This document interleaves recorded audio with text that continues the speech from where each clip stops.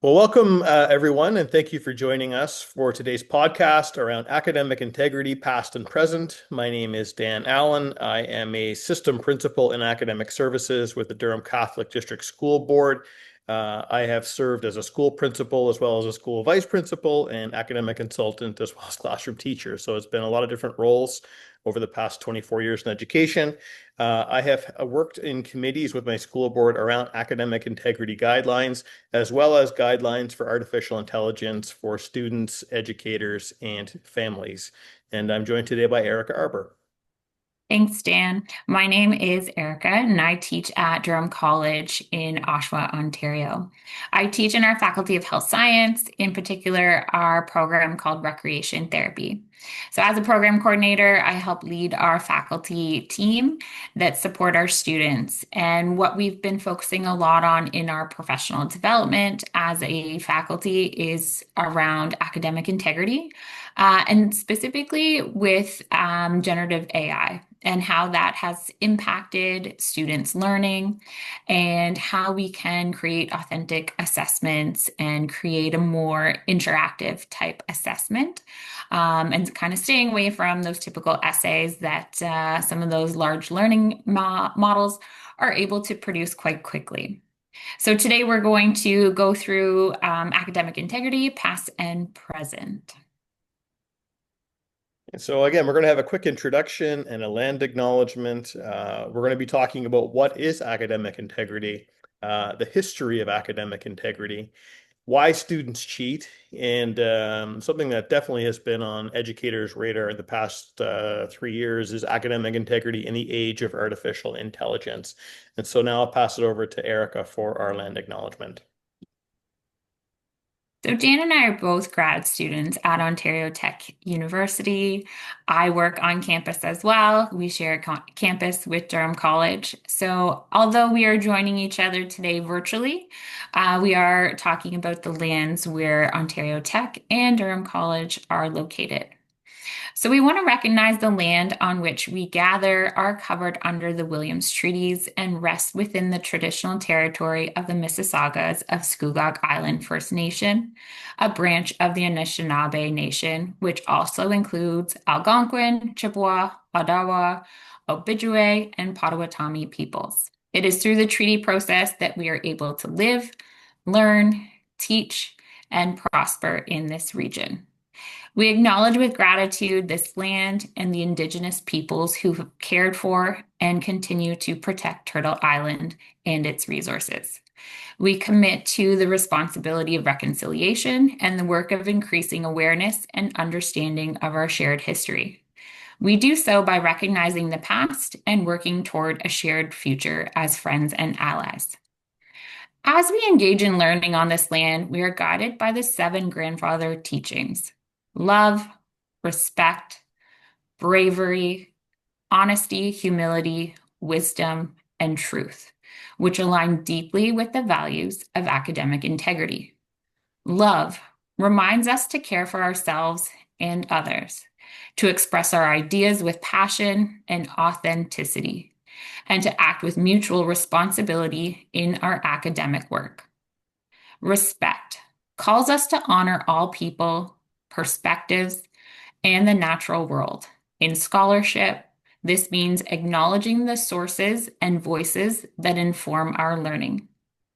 Bravery encourages us to ask for help, speak up when we don't understand, and face academic challenges with courage rather than compromise. The bear is a symbol of bravery from the seven grandfathers' teachings. Honesty is the strength to be truthful in our actions and intentions, especially during times of stress or uncertainty.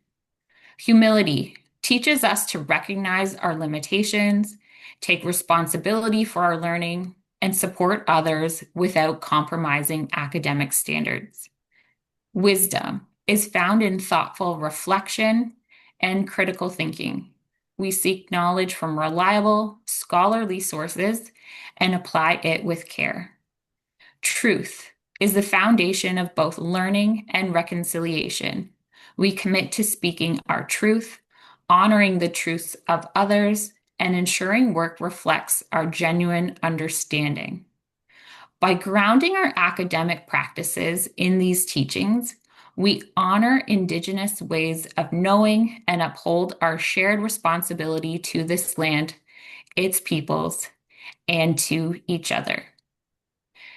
So, this is a great way to kind of start off our conversations around academic integrity.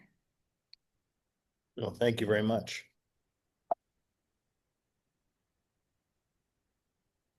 So, what is academic integrity?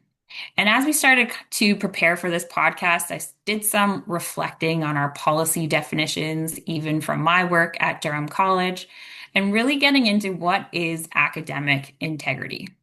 So, kind of to summarize what that long policy definition, which is a giant paragraph, it's really that commitment to and demonstration of honest and moral behavior in an academic setting. It involves upholding values like what we were talking about in our land acknowledgement, honesty, trust, but also fairness, respect, and that we all have that responsibility in our academic work, both as educators, but also for students as well.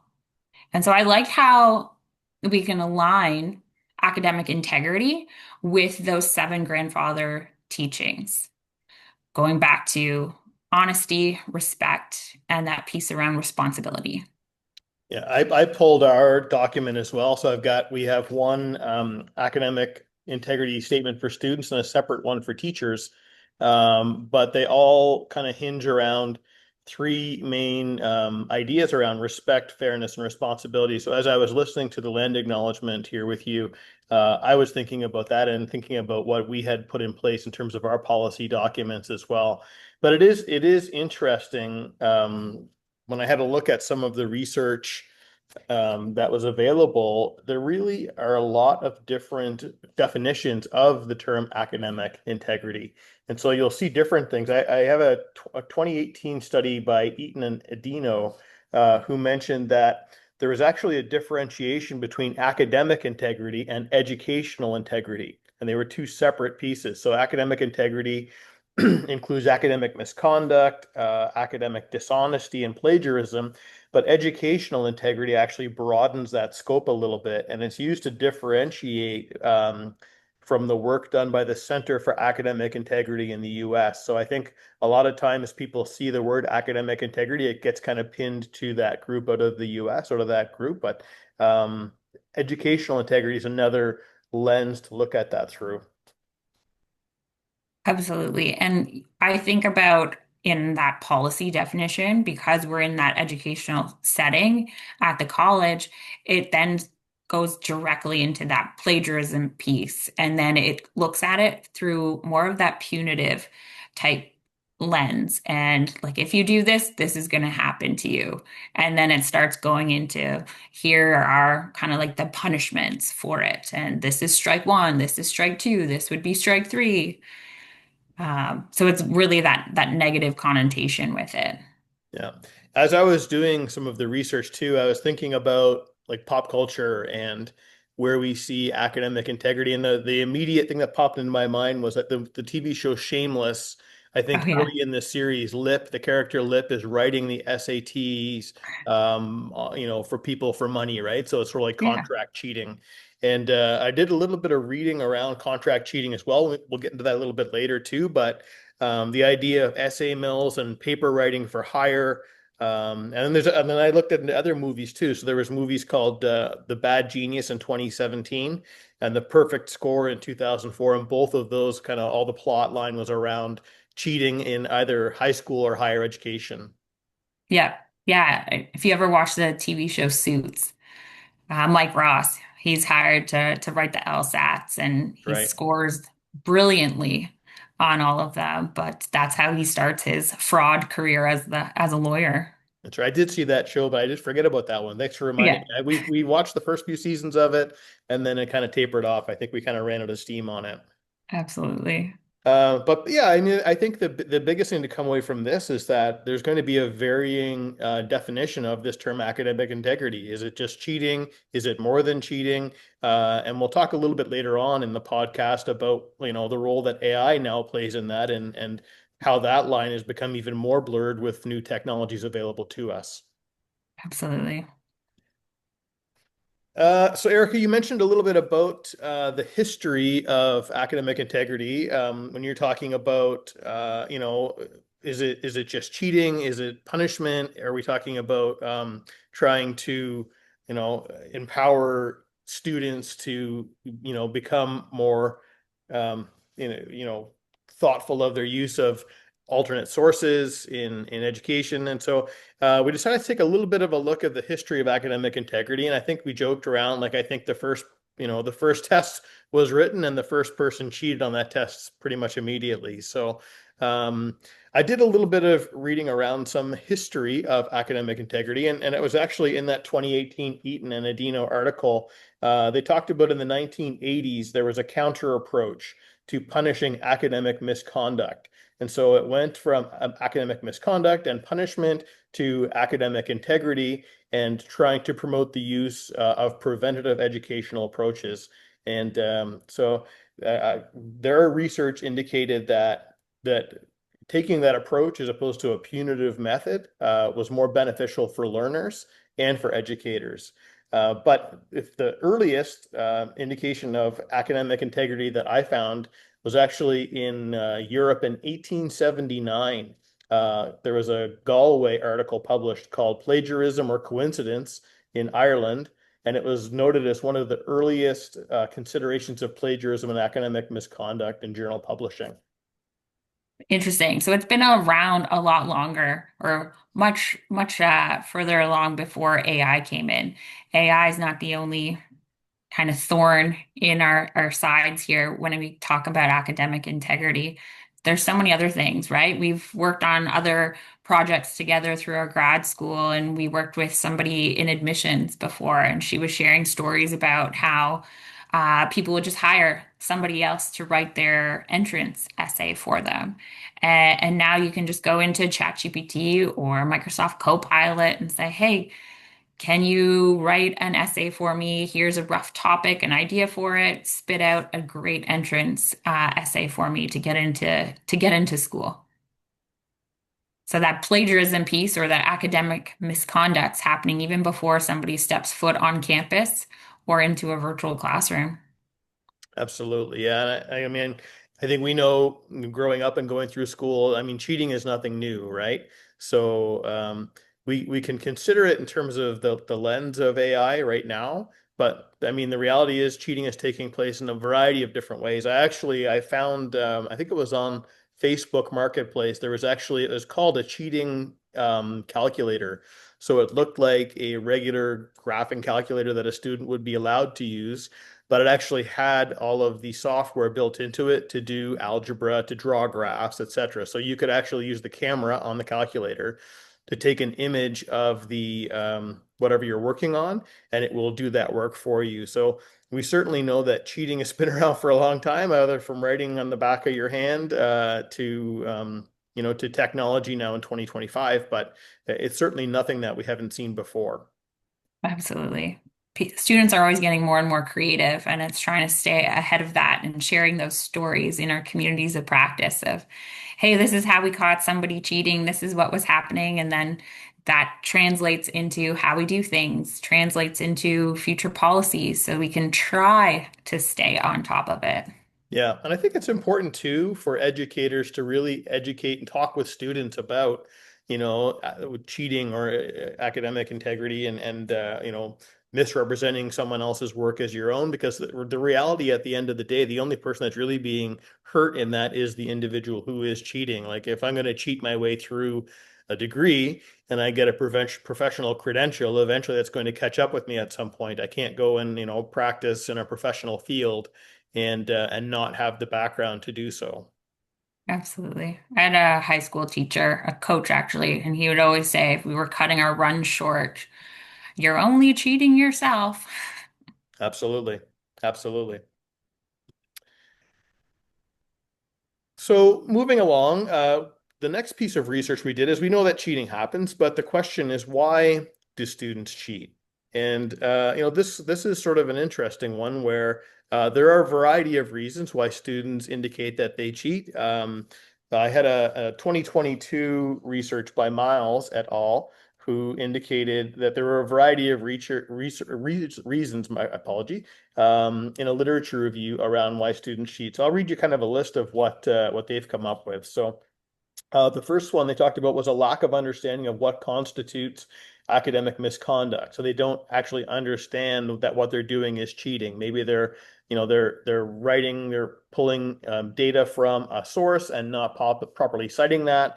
They may not know that that's cheating. Peers, so peer influence has a big impact. Honor code and policy at the institutional level. So the policies that are implemented in institutions can directly impact the cheating that's happening in their classrooms. Perceived risks and penalties. I think this is one that's probably not a big surprise to anybody in education, but students think that they can get away with it, or if they do get caught, the penalty is not that bad. So it's a cost benefit analysis, and they figure, it's easier for me to cheat and get this done than to actually do the work. Technology is a big influence. Teaching environment is a big influence. Pressures, both internal and external. So those would include things like if you have other things going on, you may have a student who has 4 or 5 difficult courses. Maybe they're going to take the easy way out on an assignment. Something called cheating culture, which I'll get into in just a little bit. Moral reasoning. And then personal attributes, including gender, age, grades, discipline of studies, employment, time management skills, and level of satisfaction. So a wide variety of reasons. But the one I really kind of was interested in is this idea of cheating culture. And so what their research says is that if students successfully cheat, there's a risk that this type of behavior becomes normalized.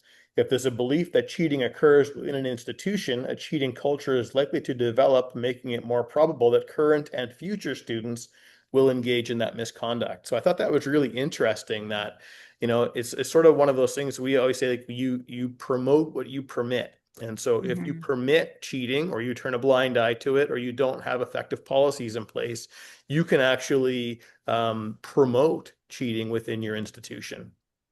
Absolutely. I know I've seen that in some of our courses, some of our classes in at the college, where it might be culturally accepted, a certain way of handling assignments or sharing work amongst your peers. And then you move to a new country, you come to Canada, the definition of academic integrity is a little bit different from maybe where they came from. And so we had to embed a specific course on academic integrity and a certificate associated with one course. And we embedded it into one of our communications courses to really to educate and really for those students to understand what is accepted here and what is not accepted here. And if you do this, there are consequences. And then teaching, this is the consequence. This is strike one. This is strike two. This is strike three. And a lot of these students have a lot on the line. And so they might be doing something that they were accustomed to doing in their home country. And now they're learning, oh, this is not how we do it here. This is different. And so it's educating around that. And so that's like one hurdle as to why those students are cheating. But then you have that added pressure of, I'm in a new country. I need to get good grades. I don't want to get deported. I don't want to get bad grades. I have so much pressure back home from my parents, from my grandparents. And so you see that stress too. And so sometimes those students are cheating because they want that grade. They need that grade and they need to be at this certain standard. And you see that stress in students, which is kind of hard to see. And you're trying to get to know these students and support them as best as you can in my role. Yeah, they certainly would have a lot on the line. And then when you introduce things like a possible language barrier to that as well, I know, it's my background is like I did a math degree, right? So I wasn't writing a ton of papers in my undergrad. in my education degree that was more practical, hands-on, presentations, etc. So coming into this grad program and having to write a literature review, write, academic papers again after not having done that for a long time, it's intimidating, especially when you know the person at the other end of that essay who's grading it has, probably a very solid background in academic writing. And so, even for someone in my role, it can be intimidating to have to sit down and write an article, properly cite and document within that article, have proper reference lists, etc. So it's pretty tempting to be able to just walk into ChatGPT and say, "Can you fix this for me?" or "Can you maybe write this for me?" And so it's certainly understandable as why students would want to take that path. Um, but like we said earlier too, it's like it's at the detriment then of their own learning if they don't, learn that to be able to produce that on their own. Um, Absolutely. Molnick and Molnick in a 2023 article were helping to kind of develop some innovative pedagogical strategies for having generative AI now. And so thinking about some innovative ideas of how AI can really play different roles. And so not necessarily for to cheat, but let's look at generative AI in a sense that it could be a tutor, it could be a coach, it can help you as a mentor, as kind of your teammate. So it is a tool. It's not about that automation. It's more so to be used as augmentation. How can it help me, but it can't do the job for me? And so Molnick and Molnick talk about different prompts that can be utilized in each of those different roles and how it really emphasizes that need to have that human as part of the loop and that you're examining that AI as an assistant, but not that replacement piece. Right, and that's a great segue then into our next question or our next topic is academic integrity in the age of artificial intelligence. So, as you were just talking about, leveraging AI, artificial intelligence. When I think about these two topics, I think AI, academic integrity versus artificial intelligence. But we talk about artificial intelligence using it as that support tool. So using it to be able to maybe show you an example of what a properly cited work might look like, etc. It definitely does have some positive benefits, but we also have seen. So in a previous course, we asked one of the assignments was for AI to write a paper for us. And our job was to then critique that paper. And so what we found out pretty quickly is, it reading through the paper, there was it was fine. It wasn't outstanding, but there was a reference list, and we kind of started there, and we started picking away at the different references that were in that list, and we found that none of them actually existed. One of them was, I think it was the correct author, but maybe it didn't have the right book cited, and the other ones were just totally hallucinated references. Yeah, I think one, the title, we were like, I don't even see that title in this article, or I think it was a book actually. And then you go through the index and you're like, it's not even the title of a chapter in here. It's like it just made up its own title. Right. So it's like one of those things where you may want to use AI, as that tutor, but you've got to also be very critical about what it's telling you because it could be totally false. That was one of the pieces. I had a Zlotnikova et al. Literature review around establishing ethical standards for Gen AI and university education. And one of the biggest things they flagged, and they said here, it was a compelling argument against the use of Gen AI in academic context due to its tendency to produce hallucinations. And I think that was one of the biggest learnings I took out of that previous course was that, every AI might produce something for you. For example, AI produced this graphic on academic integrity on this page right now, but you've got to be really critical about what it's producing and why it's producing those things because the reality is it's not going to necessarily give you accurate and true information. No, absolutely not. And I think that was really an eye-opening exercise that we did in one of those previous courses because it got you a little bit more comfortable with when you can use it, but also when you cannot use it. You just can't trust it. And so I know Rob Power, he's published some work in the last year or two about grad students and their self-efficacy use with AI and how he's trying to kind of teach his grad students to get a little bit more comfortable with it and where it can be utilized, where it can't be utilized, and also the downfalls around it. And so he's published some work on it about how students are feeling more confident using some of those AI tools based off of their improved digital literacy, but also that knowledge around the ethical concerns that come with it. And so it's also important to scaffold that AI piece in teacher education, but also kind of think about that self-efficacy piece and intentional instructional design. And I know I've read some other articles around assessment design. So Hamilton and Richardson, even back in 2007, we're talking about academic integrity and that approach to learning and assessment design. And even though that's an older article, it's also still true today. And I think about my work and how I've changed assignments over the last few years with Gen AI coming more prevalent with students and kind of that risk around academic integrity is I'm really mindful of my assessments. And I'll put my assessments into Microsoft Copilot, I'll put it into ChatGPT and have that conversation with the students. Like I'm going to put this into ChatGPT too. So if mine from ChatGPT is the same as yours, we're going to have an issue here.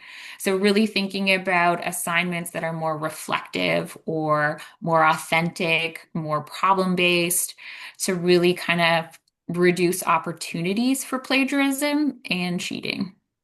Yeah, and I'm going to reference actually, you mentioned back before too about at Durham College and UOIT about having like specific courses around academic integrity or modules or learnings for Yeah. students as well. And that was like the one of the reasons why students cheat was that there was this lack of understanding of what constitutes academic misconduct. But two of the articles that I read, Mirren et al. 2021 and Miles et al. 2022, both kind of reference that institution-specific policy, integrity code, honor code can help create a climate of integrity, ultimately reducing the risks of academic misconduct. But they also say this will only work if that policy or code is known to each department within the university and is clearly understood by students. And I think that's kind of the biggest piece here is like, policy can be created for an institution. That's great, but if nobody understands that policy or knows it or is able to reference it, then what good is it? And the same thing as you were mentioning too, if we have sort of lower level assignments where students are being asked to just kind of regurgitate facts and information, AI is great at that. I could Yeah. understand why a student would want to do that, but it's almost like we want to value the process more than the product. So the process Yeah. being the research, the process being the thinking, the conversations that goes behind it. It's almost like the essay is kind of the end result, but you really want to value and try to assess what's happening before that essay is written to be able to, accurately understand the changes in thinking that are happening in students. I have colleagues that have added a disclaimer in their assignments. So they're asking students, I understand you use ChatGPT, Microsoft Copilot. Send me your prompts that you utilized. And it's adding that disclaimer piece and kind of showing that conversation and that engagement with the learning process. You're not just hitting one prompt, but it is kind of that generated discussion and there's manipulation and kind of massaging that assignment into what it should be and meeting that rubric. So again, having that human touch, that human is in the loop with it, that critical thinking piece is there. Right. And looking at those prompts that students are using in an AI tool can give you as much insight to their thinking as the answers that they would have given to those prompts themselves. So there's certainly you can tell a lot about student thinking by just looking at those prompts. Yeah. I know there's a group out of Europe, the European Network for Academic Integrity. So Felidnik and et al., they published 2 years ago about some guidelines and all around that ethical use of AI generated tools within education. And so it's rapidly evolving. It's hard to keep up with, but it does provide educators and students and policymakers with some tools to help navigate these challenges in that ethical manner. So it does give some structured framework around ethical use, but it really emphasizes that need for policy development. And policies can be so outdated so quickly, especially with how quickly Gen AI is advancing. So there's a lot of education needed for all stakeholders, students, educators, policymakers, and that continuous development piece so that our policies can stay relevant, but also effective. Absolutely. Well, and that's a great closing. So thank you, Erica, for joining me here today. And I hope folks listening to this and enjoyed the podcast and took a little bit of learning away. And thank you for your time. Thanks, everyone.